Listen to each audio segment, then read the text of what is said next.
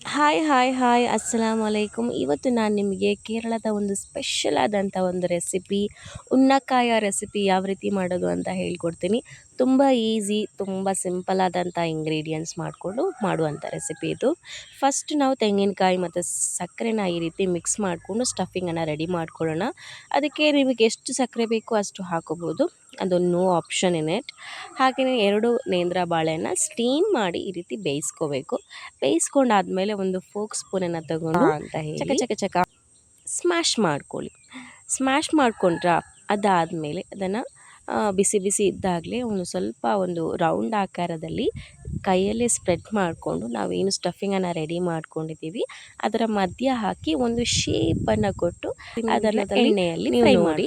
ಹಾಗೆಯೇ ಟ್ರೈ ಮಾಡಿ ಮನೆಯಲ್ಲಿ ಯಾವ ರೀತಿ ಇದೆ ಅಂತ ಹೇಳಿ ನನಗೆ ಕಮೆಂಟ್ ಮಾಡಬೇಕು, ಓಕೆನಾ? ಸೊ ಅದ್ರ ಮಧ್ಯದಲ್ಲಿ ನಾನು ನಿಮಗೆ ಒಂದು ಸ್ಟೋರಿಯನ್ನು ಹೇಳ್ತೀನಿ.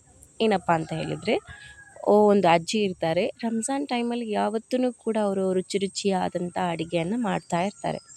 ಸೊ ಯಾರಿಗೋಸ್ಕರ ಮಾಡ್ತಾರೆ? ತಮ್ಮ ಮೊಮ್ಮಕ್ಕಳಿಗೋಸ್ಕರ ಮಾಡ್ತಾರೆ. ಅವರು ಮಾಡುವಂಥ ಅಡುಗೆ ಏನಿದೆ ಮನೇಲಿ ಫುಲ್ ಅಂತ ಇರುತ್ತೆ. ಹಾಗೆಯೇ ತುಂಬ ಇಷ್ಟಪಟ್ಟು ಮಕ್ಕಳು ಓಡೋಡಿ ಬಂದುಬಿಟ್ಟು ಅವ್ರು ಮಾಡುವಂಥ ಟೇಸ್ಟಿ ಆದಂಥ ಒಂದು ಸ್ನ್ಯಾಕ್ಸ್ ಏನಿದೆ ಅದನ್ನು ತಿಂತಾರೆ.